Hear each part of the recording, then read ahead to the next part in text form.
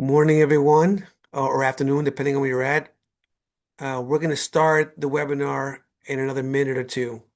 Thank you for your patience.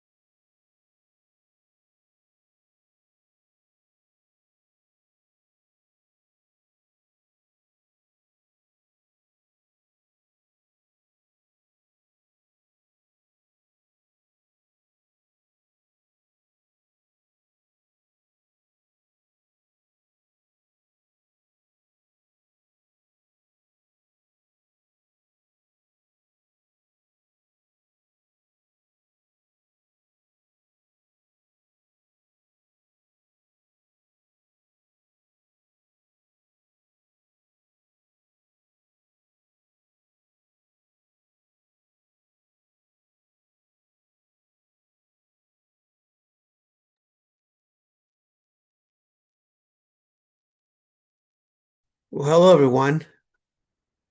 While I can't see your face, it's incredible and I appreciate uh, you able to attend today's webinar.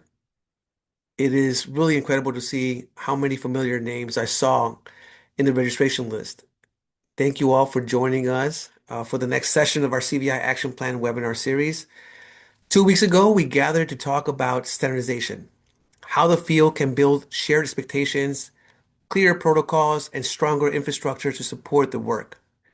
And what came through in that conversation was powerful. You cannot standardize a field without also strengthening the people who make the work possible.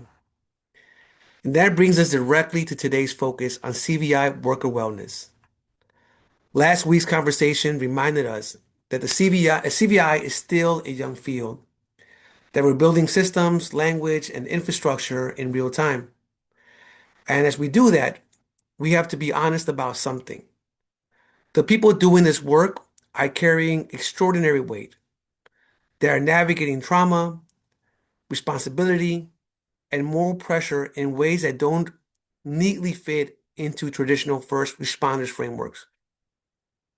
I want to name why this matters to me personally.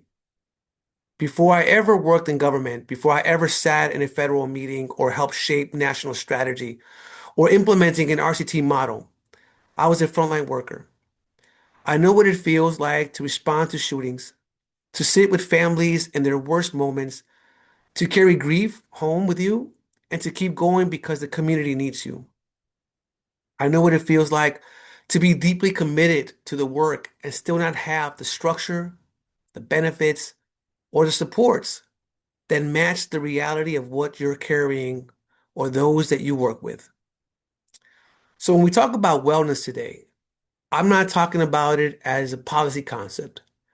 I'm talking about it as something I needed, something my peers needed, something too many people in the field still don't have access to. Today's conversation is about naming that truth and building the frameworks that match the lived realities of CVI workers. Because as Catherine will lay out, CVI work is structurally, relationally, and morally different from traditional first responder roles. The exposure continues to increase in some of the communities, in some of the exposure that many of our frontline workers are experiencing. The relationships are personal, the losses are repeated, and the danger doesn't end when the shifts end. Because for many workers, there is no shift. They live in the same neighborhoods, know the same families, and carry the weight of preventable loss in ways that traditional PTSD models, or other models for that matter, simply don't capture. This is why the field needs new language, new frameworks, and new forms of support, not to replace community wisdom, but to honor it, to lift it, not to pathologize the workers, but to give them the tools and structures they deserve, and not to individualize the problems, but to make it clear that wellness is a structural responsibility, not a personal burden. We also have to be honest about the risk emerging in the field, including the pressure on workers to publicly share trauma as a form of legitimacy. Storytelling has been essential to building CVI, but visibility without healing can become another form of harm. If the only way to be heard is to stay publicly wounded, then we have more work to do. Real wellness means trauma-informed clinical care, reflective supervision, manageable caseloads, paid recovery time, and organizational cultures that normalize healing. It means leadership modeling boundaries and regulation. It means funders and policymakers understanding that worker wellness is not separate from violence prevention. It is what makes prevention possible. And today you will hear from three amazing subject matter experts who have volunteered their time and their expertise so that the community out in our country could benefit from their wisdom and their best practices. So without further ado, I want to honor and respect, introduce three of our panelists, D'Angelo Mack, Johnny Williams, and Catherine Bocanegra. With that said, I'll turn it to Dr. Catherine Bocanegra out of the University of Illinois, Chicago, who will frame the trauma, responsibility, and opportunities before us with a clarity and honesty that the field deserves. Thank you. Thank you for the introduction, and I'll pull up my slides. See. Wonderful. Well, Eddie's intro said so much, and I'll just underline one of the points made is that a well workforce makes for safer communities.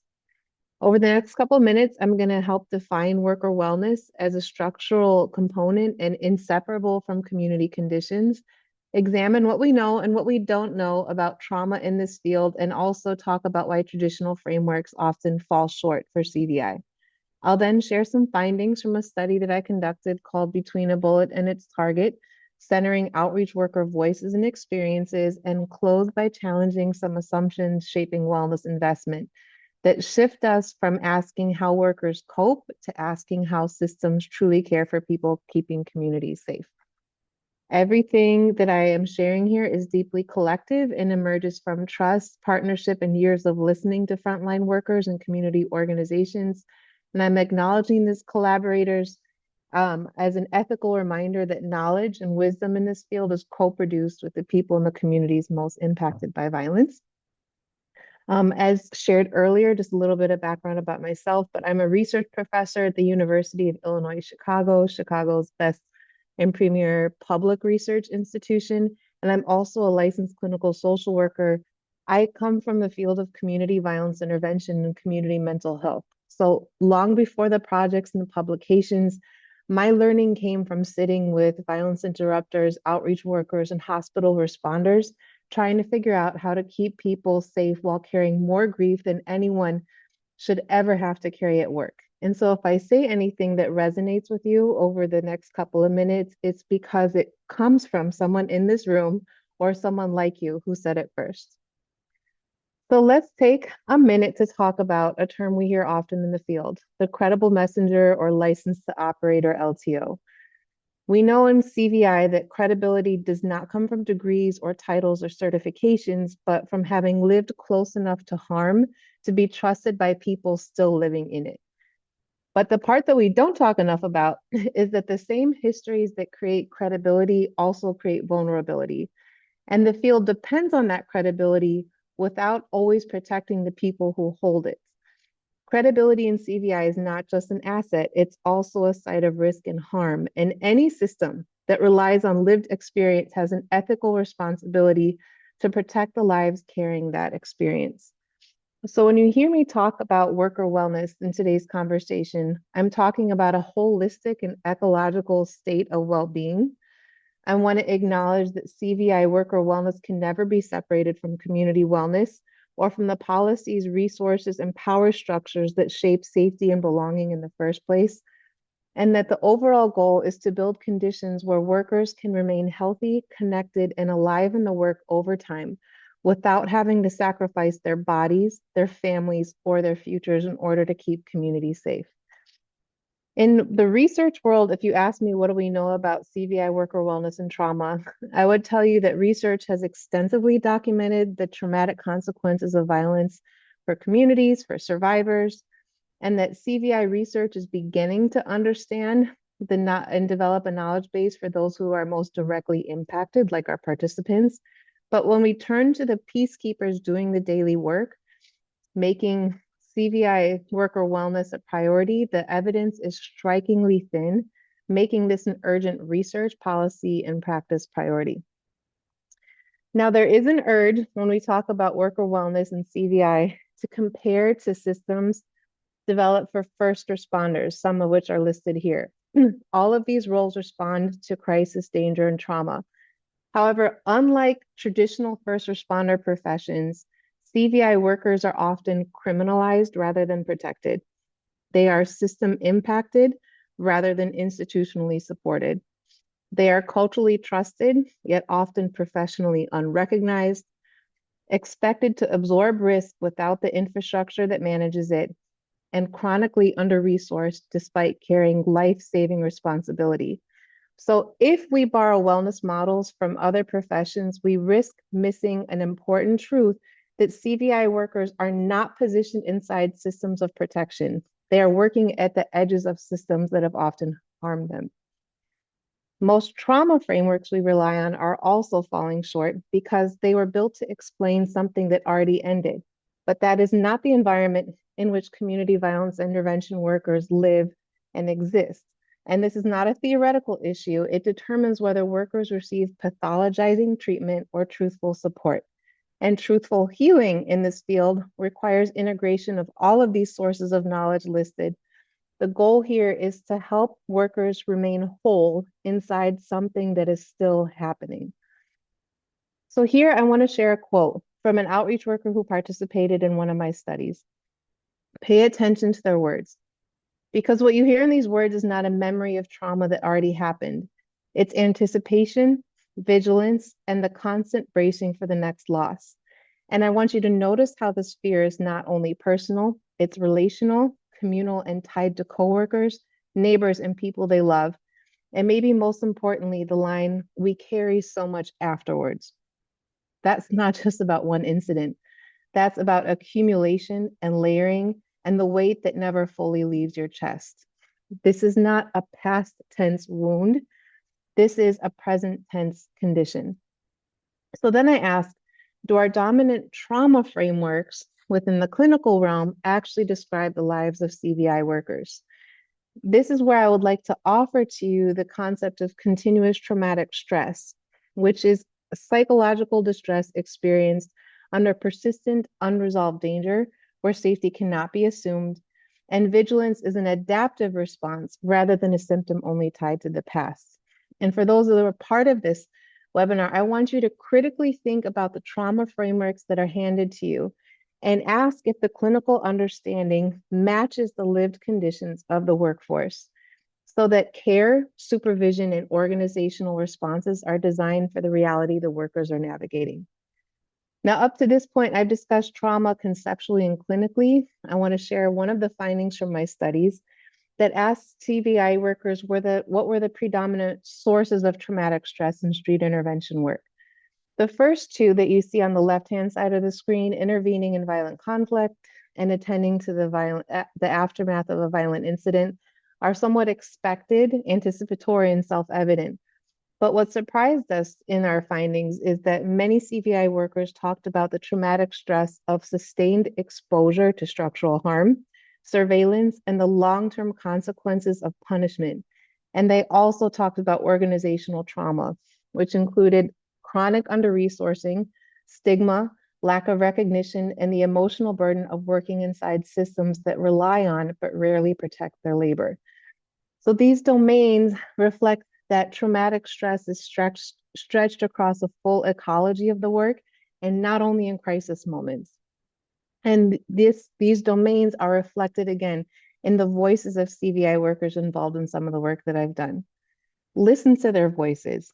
Here on this slide, you see belittlement and lack of professional respect, criminalization that follows workers even into adulthood, and sacrifice being spiritualized, where dangerous or underpaid labor is justified as faith or a calling rather than compensated work. So, with this, I'm excited to share that more and more organizations are thinking about wellness and advancing strategies. And through my work as a researcher and through my work with nonprofits and intermediaries, I'm happy to share that this work is expanding. And here are some successes and missteps that I'm hoping that we can collectively learn from, not as a call out, but that so we can offer our absolute best to the field. So one thing I hear a lot is that workers just need to use their PTO. However, without safety, continuity of care, and structural protection, workers are going to be returning to the same conditions that reproduced that harm in the first place. I hear employers explore EAP plans as a form of sufficient support.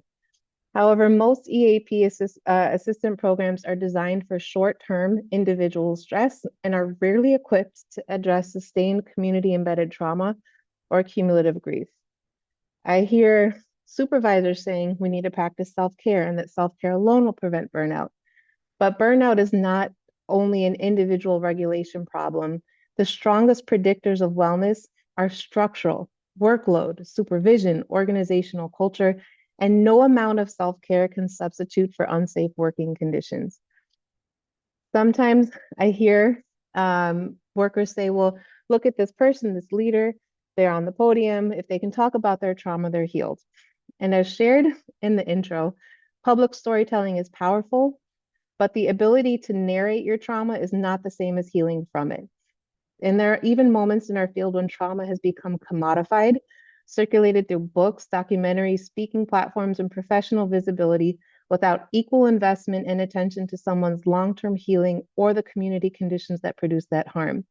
No one's unhealed pain should have to function as a product, a credential, or a permanent public identity in order to be valued or heard. Next, I hear therapy is for white people. And this belief is real because there are histories of exclusion and mistrust in behavioral health systems, but culturally grounded trauma responsive care is absolutely essential for this field. Next, I hear the recommendation we'll use interns to support worker wellness, but nobody in this field wants to be a guinea pig for somebody else's learning experience. Providing anything less than quality clinical care communicates unintentionally that the depth of worker harm does not merit professionalism. Lastly, I often hear that wellness is associated with the availability of benefits, but benefits only function if the worker feels they have the trust, time, and organizational permission to use them. Without these conditions, resources remain technically present but practically unavailable. Lastly, this idea of the grind. I have to grind and sacrifice myself as a form of true commitment. And I acknowledge that commitment in this field is real and deep. But when a system depends on endless sacrifice without protection, that is not commitment. That is abandonment reframed as courage. So to wrap things up and to hand it to my super esteemed colleagues, D'Angelo and Johnny, I want to recommend that we take seriously science and worker voices, demand structural change that is frontline centered, rigorous trauma care, and sustained investment, resources, in healing. And I do want to emphasize the last point in this conclusion, that I encourage you all to demand integrity in your healing spaces.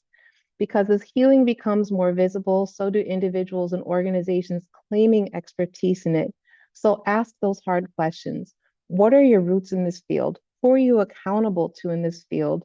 What evidence or practice-based and sustained measures are you going to be using?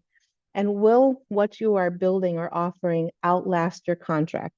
Our communities and workforce deserve the highest possible standard of care and work of healing and survival.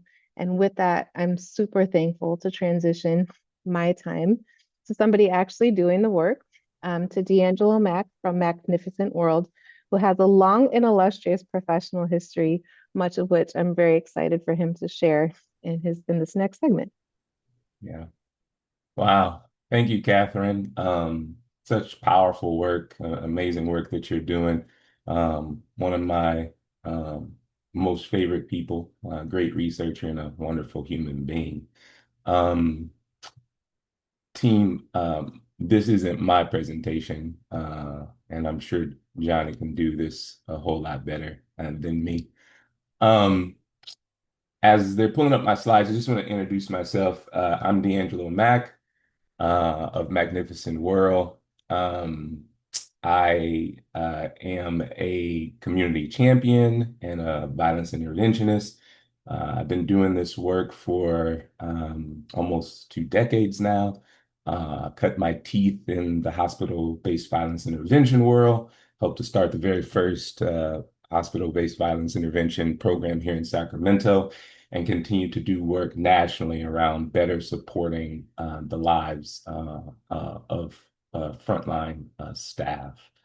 Um, Today, I want to talk to you all about just the importance of wellness. I would be remiss as well. I just want to thank Eddie and the CVI Action Plan team, Addison, and all those work in the background to make this happen. Thank you for the invite. I also don't just like sharing my professional credentials. Most importantly to me, I'm a girl dad of four beautiful young women. I am a creative. I am a storyteller. I am a lover of human beings. Those are very dear to me and my heart. So, with that said, I want to advance slide to talk a little bit about the importance of wellness. And I'm going to read this paragraph from the CVI Action Plan. It's a recommendation that was placed in the work plan, the action plan. And it reads, because many CVI workers are people who have lived experience with gun violence, their emotional and mental health should also be carefully considered and supported through robust programming. The working group should conduct assessments to understand the mental and emotional needs of CVI practitioners and develop policies and processes that can inform the implementation of healing-centered infrastructures for CVI organizations. It should also explore best and promising healing-centered practices, including trauma-informed supervision, paid time off protocols, and healing modalities that led by practitioners who demographically represent CVI practitioners and the communities they serve. If you haven't read the action plan, I definitely recommend it. I'm sure we'll get it out to you shortly. It's 77 pages long, and this is the only paragraph about wellness. Um, well, what does that mean? What does that say? It really says that we as a field have to do better about supporting those that do the work. Next slide. For me, wellness is taking a bucket and lowering it into the depths of your being and pulling up restoration in times of need. I am privileged to sit with a group of guys in Milwaukee through a wellness gathering I've created. These guys are individuals with lived experience who've been incarcerated, and they are walking into situations and producing great success. But they are depleted. Their wells are at times dry. And this is the case for so many who are doing the work in our field. Next slide. So the question is, how do organizations build a culture of wellness? Um, I don't believe we've discovered the exact formula to answer this completely, But what I would say is culture change takes discipline. And in my experience, organizations often have issues with these three things: time, money, and belief. Often, organizations are beholden to numbers and productivity, how many clients are on caseloads, how many interactions we are having weekly. Couple that with individuals we hire to do the job, folks who have a heart for community, those with lived experience, and similar backgrounds to those they are trying to support. These individuals, more than anyone, understand that situations can be critical. Because of this, there is often a sense of urgency, cue white supremacist characteristics, and in turn produces a feeling that we don't have time for our own wellness. I've actually heard folks say, "This work is therapy for me." The fact of the matter is, if we are looking for cultural change, we must be willing to sacrifice time. Time is merely a construct. And yes, there are 24 hours in a day and 7 days in a week, but who knows how many hours and days we actually have? We often say that CVI workers, frontline workers, are the heartbeat of the ecosystem. But what happens when our heart is not well? And what happens when our heart goes unsupported? We must sustain the people who sustain safety. Cost. Money is often a hangup in supporting the mental health and well-being of our frontline staff. We all know that our work is not often looked upon favorably by ones who hold the purse strings. It's at times in direct opposition to how we typically view public safety and the country, asking system impacted individuals who come from the dirt to intervene in situations believed to only be handled successfully by someone wielding a stick and a badge, like the good old days. So the lion's share of public safety dollars are often spent in other places, but we have always been all we've got, right? So if we're talking about culture change in organizations, then start with what you have. If you can't build wellness into the budget at the beginning, find inexpensive ways to show your staff you care about wellness. Affirmation Mondays, team talkback circles, heck, just buy lunch if you can. It's a start. But also push funders to do more. Ask and keep asking, because the fate of our safety, their safety, is also dependent on it. Which leads me to belief. There are still those who are out there that are skeptical about wellness as a practice, but wellness is not only a practice, it's also a state of being, a way of life. To be connected to oneself is to be alive. In this current climate, we are so pulled in many directions to disconnect ourselves, many directions that disconnect ourselves from ourselves. And just think about the brave men and women who are called into these situations, how they're reminded of their own. Walking into hospital rooms of those who have been shot, knowing that they were just here some time ago, showing up to homicide scenes after having buried their own loved one, intervening with gang affiliated individuals who would, in any other situation, be fayed on sight, and then add that they also have their own personal battles with life. Wellness is real, and according to the Global Wellness, next slide, Institute's economic data, wellness is a $2 trillion industry in this country alone. So, as an organization, if you truly believe in the work of community violence interventionists, you should also believe in the well-being of those individuals also. So, with that said, I want to pass the mic to my good friend, Johnny Williams, with the Denver Youth Program. Thank you, D'Angelo. Really appreciate that. Welcome, everyone, and thank you for allowing me the space to be here.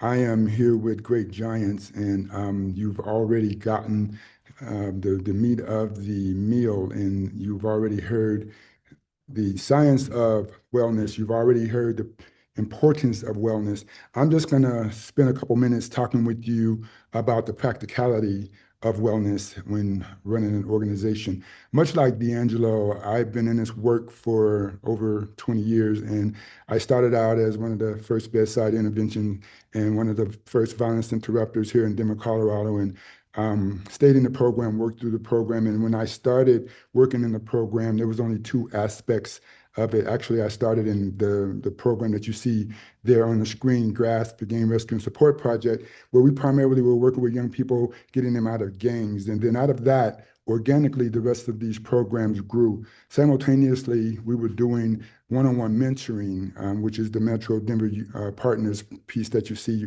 right below GRASP there. Out of that, organically grew the AIM program, bedside intervention for the hospital at Denver Health. We wanted to be able to reach our young people in some of the most traumatic moments of their lives. Out of that, organically grew the Hummingbird Initiative, where we introduced young people to the aspect of behavioral health and becoming medical professionals. So BIPOC youth had an opportunity to go into the hospital and learn about that culture, but we also were able to learn how to change that culture from within.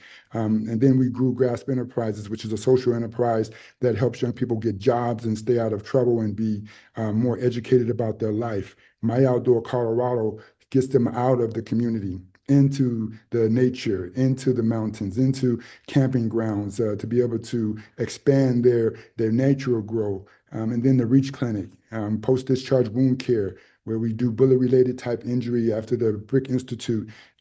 So I just wanted to give you an idea of like all of the things that I expect for my VPPs and my employees to do under the Denver Youth Program.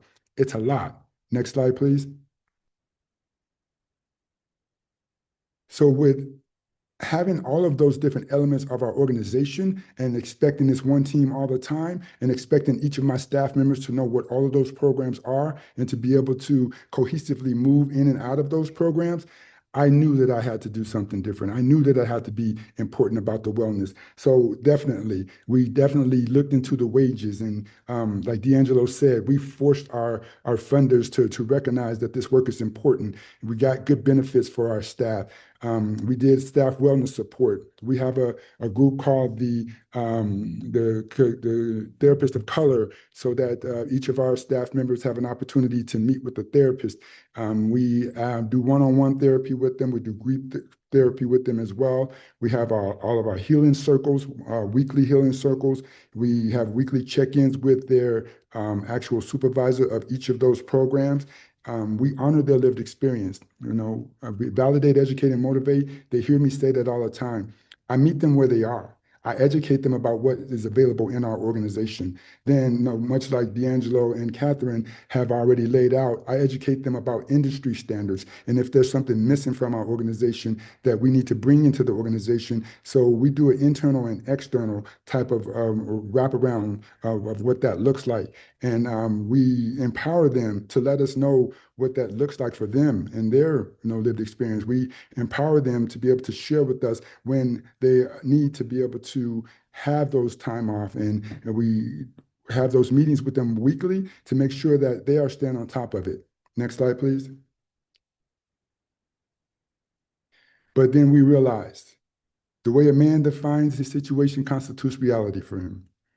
What that means for us is if someone tells us that wellness is them playing a game of dominoes, it is not up to us to determine that. It's not up to us to put that down.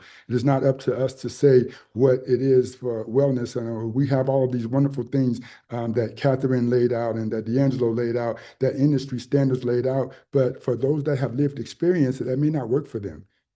We don't know, and we have to help them identify it. And that's one of the most important things that we do as an agency is that we help them identify when they're going through some situations, right? We help them identify what wellness means to them. And if it's not there, we help them to help us to build as an organization how we support what wellness means to them, right?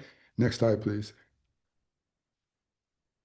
But then we help them to identify when they have to use the resources that they usually give out to others. So when the healer hurts, like there are situations like I was sitting in a conference in Washington, D.C., and I went to a dinner after this conference with some of my colleagues, and I was sitting at the table, and all of a sudden this song came on in the background, and I just felt myself just drifting away. And before I knew it, I was gone. I was in my own world. I was thinking about when my daughter died. I was thinking about when my grandmother died. I was thinking about all the work that I have to do with these clients that I work with. My eyes closed. And then I just started vibing. I was gone. My colleagues were still talking and having a conversation. But lucky for me, my daughter was there. And we were visiting her because she was one of our case managers. But she knows me well enough. She put her hand on my hand. And she said, "You good?" And it brought me back. I had no idea that that song triggered me. And it took me to a place. And if my daughter wasn't there to touch my hand and say, "Are you good?" I would have gotten lost in not only that song, but if nobody addressed it, I could have listened to another song. And if I was driving by myself, how many of you, I don't know if you know, like your soundtrack depicts your life. So if I got in my car and I kept playing music like that, that triggered me. And I'm going deeper into my pain and I'm going deeper into my sorrow.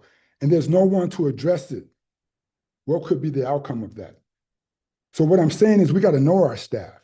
I got to be able to walk by one of my staff members and look them in the eye and know what their mannerisms are and know what their triggers are to say, "Hey, come sit with me for a minute. Are you good?" I got to be able to tell them like, "Hey, you look like you vibing right now. You look like you, it looks like to me that maybe we need to talk. Maybe we need to go around the block," because sometimes we don't know it, right? While I was doing this, it felt good to me. Sometimes it feels good in our pain. I don't know if you had those songs that was comforting to me, but I was hurting like hell and I didn't know it, right? So just being out to able to help our young people and our families, but most importantly, our healers, realize when they're hurting and point them to the resources that are available for them, the ones that they know about, the ones that they give out every day, the ones that they study about, right? The ones that Catherine and D'Angelo just laid out for us so perfectly. So we fought that battle to make them available. Now we got to make that next step to make them practical. Thank you for your time. I appreciate it. I want to turn it over to Eddie now so that we can hear what you guys have to talk about. Thank you so much, Johnny. I wasn't expecting for you to say what you said right now. Um, and I could tell you, right, just like how much I could relate to what you just shared. I am very blessed to be married to the person who you see on the screen right now, who happens to be a therapist. And I could tell you that often, like how much we struggle. I struggle. And I think that there's, even with advocates, even with those that have the best intentions of elevating this work, Johnny, there's just some things that they might not always be able to relate to or understand. And I think a part of it, and part of why we're having this conversation today, is to really help elevate, right, the importance, the standards. Like this field in many ways has been stagnant, and we have an opportunity here collectively to really continue to build a movement. And part of the movement is really elevating the voices of those who are on the front line doing this work. There's a lot of debate out there around what is CVI, what is high risk, right? And I think about the tip of the spear of individuals who are constantly putting their lives in danger. And yet there's a lot of people who don't understand what they go through. And there's an ecosystem to support not only those workers, but those communities. And I think that you see some of that reflected in the CVI Action Plan report. But it's also fragile, as I mentioned earlier. And we have an opportunity here to like think about, to be creative. You know, when I hear D'Angelo and his artistic skills, right? I think about his experience, 20 years in the making. Like, how do we elevate our work, right? Where this is really seen as a profession. And until we recognize the talents and the gifts and the struggles of many of our frontline workers, it's going to continue to be what it's been the last 30, 40, 50 years. So I appreciate everybody's comments here, contributions, and I appreciate those who are sticking with us in this conversation. I hope it's inspiring. I hope it's challenging you. And I'm gonna work with my colleagues who are behind the scenes, filtering some of the questions. Luckily for us, we had some questions as well that people submitted beforehand. And it's funny, I'm also getting text messages from people, and they're asking questions, and I'm like, you should ask those questions on the chat. Um, but I want to start off with this question, Johnny. And I think, earlier you mentioned this, and the question is like, when is lived experience, um, when lived experience is not enough? Like, when do you think it's not enough? And I would like, given your presentations, given what you're seeing, let's explore that for a little bit. And I'm gonna start off with you, Johnny, and then I'm gonna ask D'Angelo and then Catherine, maybe take a minute and a half to answer that question because we have a set of questions, and I want to use the remaining 18 minutes that we have here to maximize this time with some of the questions our guests are asking. Thank you for that, Eddie. Definitely.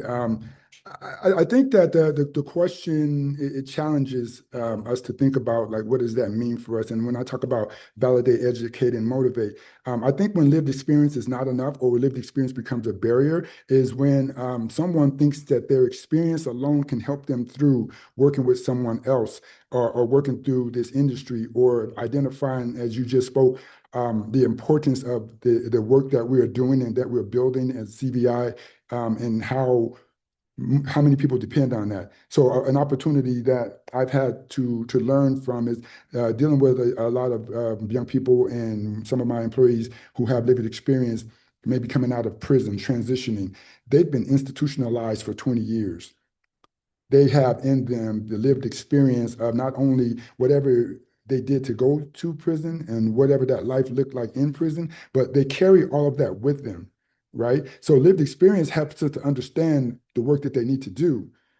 But when it comes time to helping to heal the community, sometimes the resources that they have from their lived experience limits them, right? So if they had to deal with a young person that is not responding to them well, and if they have to tap back into their lived experience, what has that lived experience taught them in many cases?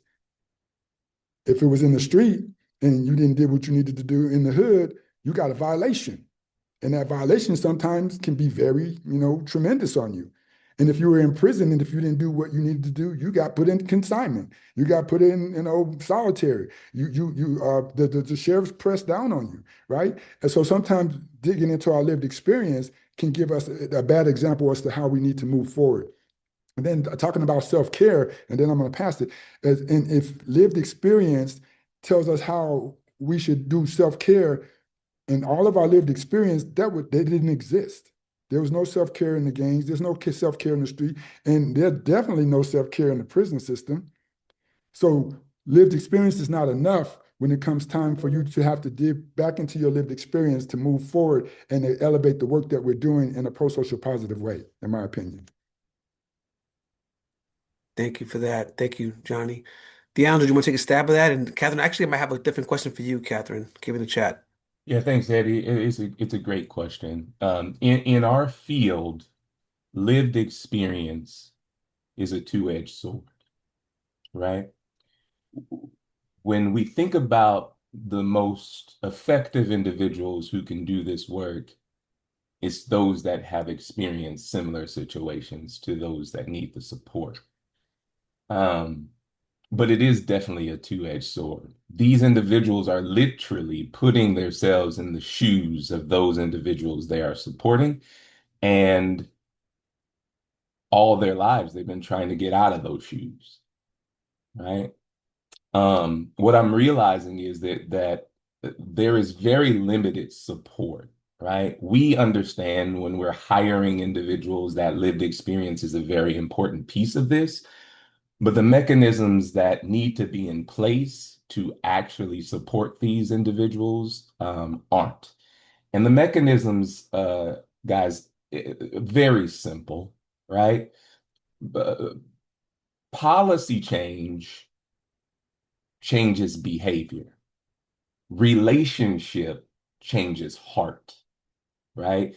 And we are just not in relationship with the individuals who are doing this work. We're not sitting down. We're not grappling with what they've been through because of liability, because of time, whatever the situation is. But as I'm sitting with these individuals, what I'm realizing is just allowing them to be, right? Is something that we don't get to do as people of color. And so, lived experience is a great tool. It could also be a tremendous weapon against the folks that we actually work with. It's beautiful. Well said, D'Angelo. So I'm gonna ask pivot here with Catherine, but then I'm gonna invite either one of you to also answer this question, D'Angelo and Johnny. So if an organization wanted to take one concrete step in the next 90 days to strengthen their frontline wellness, what would you recommend? And maybe all three of you, but like let's keep it short and sweet so we get a few more questions in. Catherine? Talk with them. I think this is a huge deal. Like, create a safe, well-fed space. Not at like a prime time, like don't do it after 3 o'clock when kids are out, stuff is kicking off in the neighborhood, but do something that allows for them to come in without being on high work mode, where they can experience pleasure and leisure, exactly what D'Angelo was saying, like eating a good meal, and ask them, have like, how are you managing and what do you need? And some things will come up typically like, oh, it'd be great if I got paid more, if I was able to spend more time with my family. And but once you kind of dig in deeper, you realize that there are some really concrete things that can be set up. Like just being regularly asked that question, what supportive supervision can look like. But listening to your staff is a great first step in creating a well-fed space. Nice. Yeah, Eddie, if I can real quickly, sometimes we overcomplicate things. And I do know that in this country, we've done a very poor job of how we see ourselves in work. We've actually, the professional side and the personal side are on such far pendulum spectrums, right? And we need to find some way we can balance the two. We are coming into work as whole human beings, right? Even if we put the mask on and kind of check our bags at the door, we are still dealing and reeling as a human being. So, as a professional and as a personal, allow your staff to bring those things together and have a conversation, right? Just like Catherine said, it's much simpler than we often consider it to be. Real Johnny? quick, I'll just add, when you're bringing them together, that I think that it's either a separate meeting or the meeting together is to ask them to bring someone that knows them better than they know themselves to help them identify. Like, if I'm going to have that meeting, maybe bring Dr. McCarthy with me or bring my daughter with me because they know me, right? And I can fake the funk all I want, but if they're sitting next to me, be like, nope, you're lying. That's not how you react. No, just to help me to identify like what are the real issues and how do I really handle it? Because if I am masking every day, again, it's difficult for me to recognize. So it's bringing someone that knows us to be able to have that conversation very frankly. That's great. Catherine, question for you too. Given the fact that you did supervise a team out in Chicago of frontline outreach workers, and given your research and that you're a therapist, what are like one or two recommendations that you would give to an organization uh, that wants to kind of start this path of really supporting their frontline staff workers? Great question. And can you hear me? My AirPods went out, so now I'm on computer speaker. We're good? Yes. Okay. Yeah. All right. So a few things. One is that when I have seen organizations attempt to connect worker wellness and behavioral health care, what usually works best is to contract somebody from outside your organization.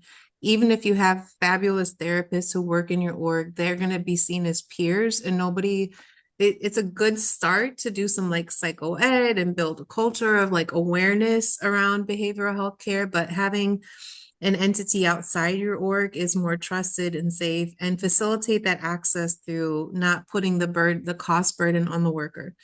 I think finding therapists who have a grounding in CVI is a really great step too. So vet your behavioral health care providers and don't just trust the degree or the certification and assume that because of that or their skin color that they automatically get CVI. Mm. The third that I would do is expand your options of behavioral health care like beyond CBT. And I think cognitive behavioral interventions are a great starting point. But when we're talking about deep trauma healing, CBT is largely thought swatting and not getting at the memory networks that retain our traumatic experiences. And so explore other therapeutic modalities. That's something that we're doing in Chicago right now through Project Strive and a collaborative of clinicians as we're looking at narrative exposure therapy and EMDR and seeing how these therapies work in CVI to do the deep memory work. So those would be some initial suggestions to begin advancing wellness around behavioral health care and trauma recovery. Thank you. I have a question for D'Angelo and Johnny here, and this might be the second last question that I'm asking. So, how does your organization encourage frontline practitioners to opt into benefits? And we have seen organizations set aside funds to cover benefits, but staff members decline in order to avoid deductions on their paychecks. Both of you have also managed people, so how would you respond to that? What advice would you give us? I'll go ahead and start. My benefits are automatic. The baseline of all our benefits are paid for. Anyone that's hired get those benefits automatically. They can opt up to additional benefits if they like. But all of the life insurance is automatic. The basic health insurance is automatic. Dental and vision is automatic. And within our health insurance, they can do mental health therapy outside of what we provide through a therapist of color. So if they wanted to go off and do that on their own, the insurance will cover that. And then there's a 403B. All of that is automatic, and then they can opt up out of that. The only way they opt out is if they have aged out of what benefits are, and they're on Medicaid and Medicare, and then we pay for that as well. Yeah. It's tough, right?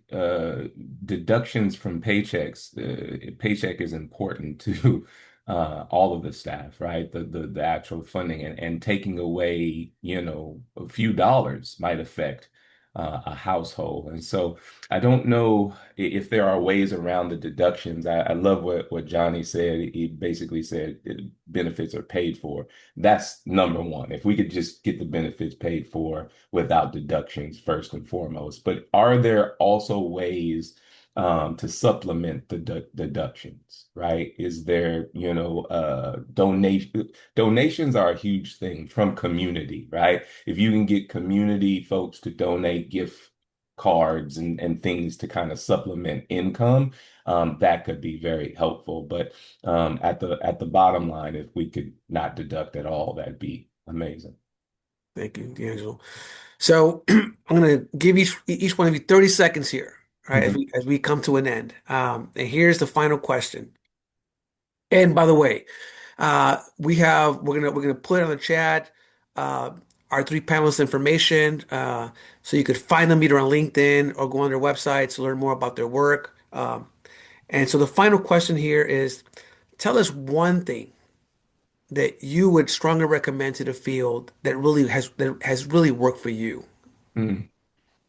Ooh, I'll go first. It's very easy and it's super simple, and it is loving yourself first. It sounds cliche, but when you begin to love yourself first, what I realized is real quick, I was pouring from an empty cup, and I can't no longer pour from an empty cup, a half full cup. It has to be overflowing. And from the overflow is what you give everyone else. In order to get to overflow, you have to understand that loving yourself first is the key. We're the common denominator in the situation, and so therefore we have to do that first. And I'll give it to Kat. From a research standpoint, I think start with the front line and listen to them in the same way. What can an org do? What can a researcher do if they're listening to this? If you care about the workforce, create a space in which you can authentically learn from their experiences and build that trust over time. And then just one other, I know you said one thing, but one more thing is that I think healing work is connected to identity work. And one of the things I love about what Johnny uplifted is creating a professional identity that is inclusive of healing and not recycling past trauma is essential for the field. Spot on. Johnny? My last words is going to incorporate both D'Angelo and Catherine. Be who you is and not who you ain't, because if you is who you ain't who you is, right? So stay true to yourself, and it's going to be organically real, and you can stand 10 toes down, 100 on that all day, every day. Well, listen, D'Angelo, Johnny, Catherine, thank you so much for sharing with us your passion, your knowledge, your commitment to doing this work. What we heard today is that wellness is not one thing.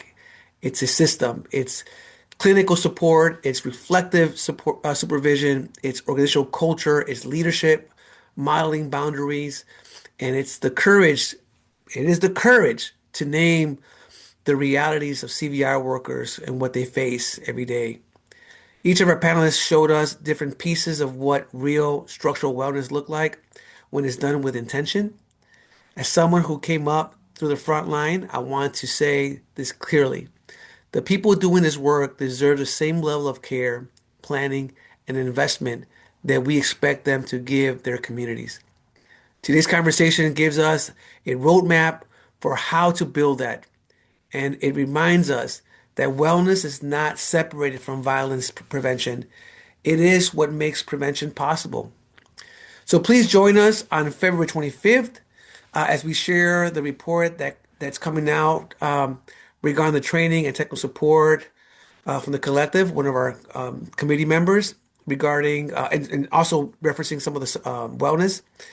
I asked that if in the next couple of days we'll be sending this link for RSVP, and we ask again if you have not read the report of the standardization or the CVA action plan, please do so and please share with others as we continue to build a movement of CVI.